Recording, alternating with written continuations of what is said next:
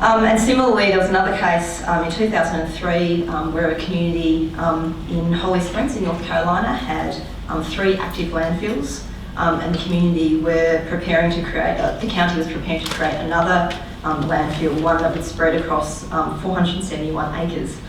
And the community in Holly Springs said, no, we've had enough of having the trash in our backyard of this entire county. And they believed that the environmental justice principles were relevant because everyone in the community produced garbage, but and everyone in the community should have to share the burden of getting rid of this garbage. And Holly Springs also, incidentally, was home to the largest percentage of African Americans in the state. So they tried to fight this landfill in the federal court, but they were unsuccessful. And that's the case of Franks versus Ross, and I have the citations for any of those cases if you guys are interested. There's lots of international applications of environmental justice. One of those, quite obvious one, is obviously the transboundary disposal of waste.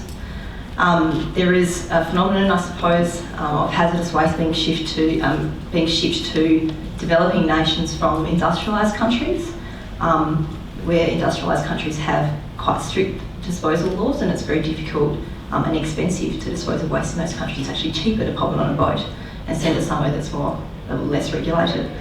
I've got what photos I've got up there. One of them is Lagos in Nigeria, where there was an instance where laws in Britain required the dismantling of the electronic waste, so computers and TVs, I gather, predominantly.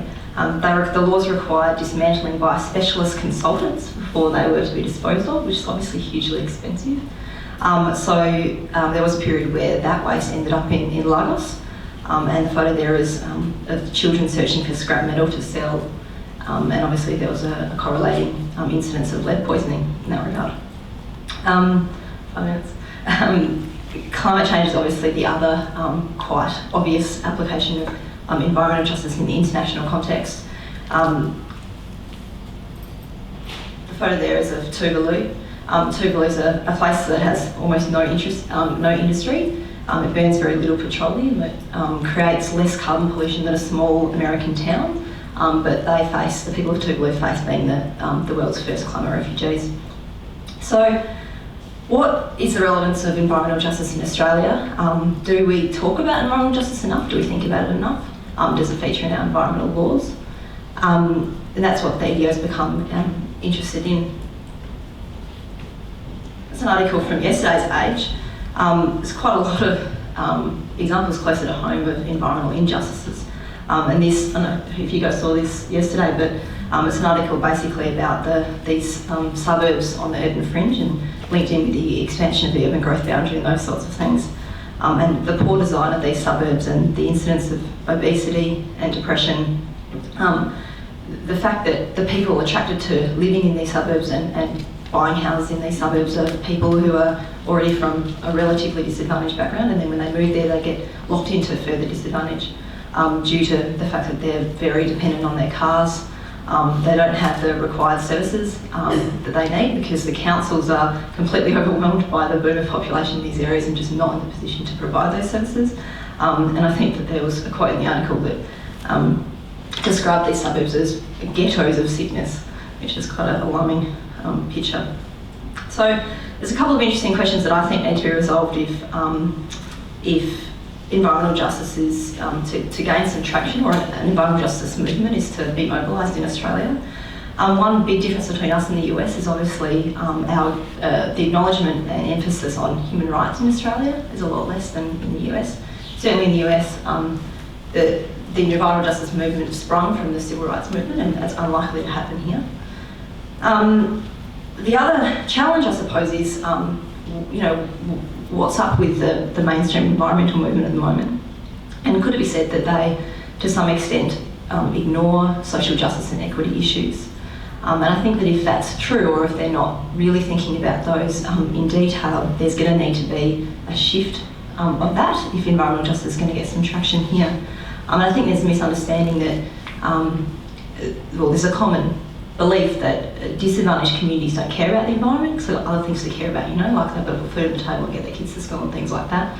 And I guess the EDO and the study that I'm doing at the moment is saying that, well, that's not true. Disadvantaged communities do care about the environment, but they just care about it in a different frame, they care about it in a different way.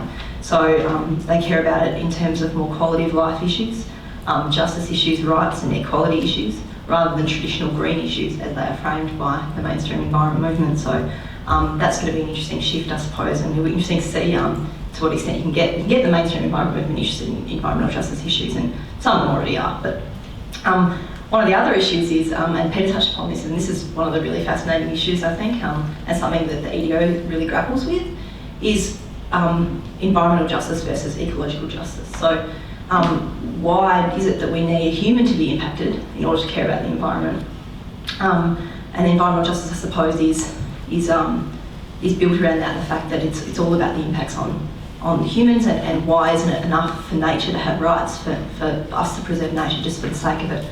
And certainly that's something that the EDO is grappling with and needs to be thought about carefully if we're going to promote an environmental justice movement in Australia. And there's also the possibility, I suppose, that the objectives of an environmental justice movement might not be in line with the objectives of a natural environmental protection movement. So that's something that's really interesting.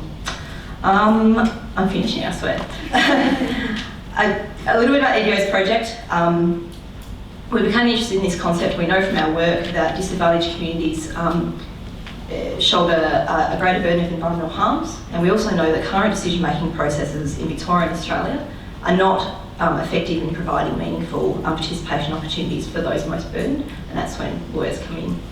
And so that's why we think that it's relevant to our organisation, and why I hope it's relevant to you guys who are listening to this.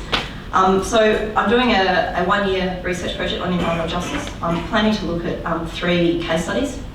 One of those is specifically the toxic waste scenario, where I'm going to be looking at the Tullamarine toxic waste dump and how the people there have been impacted by the location of that. And we want to look at where these harmful facilities are, where they're located, what can we learn about where they're located, and we're actually going to conduct a GIS, or in the process of conducting a GIS mapping exercise to work out where they are. I'm also interested in doing a rural case study. So rural populations are interesting in that they can be sometimes disadvantaged in the environmental justice sense, but independent of race and income. They can face vulnerabilities to hazards due purely to living in a rural area, but they might otherwise be quite privileged and middle class. So that's a really interesting issue. And my third case study is going to be on Indigenous people. And in particular, I'm interested in looking at the formulation of the Murray-Darling Basin Plan, and to what extent the nations living along the Murray-Darling Basin, like the Yorta Yorta people, the slide of Henry that I showed earlier, to what extent they've had their views fed into the Murray-Darling Basin Plan and the future management of the Murray-Darling. I have a little bit more to say on that, but I'm going to skip it. Thank you very much for having me. I just wanted to also say that the EDO has an internship and volunteer program. Some of you guys have already been through that program, and we love having law students who are interested in social justice and environmental issues in our office. They're obviously unpaid placements, unfortunately, but if you would like to talk about that a bit further, I'll be around until lunchtime, so thank you.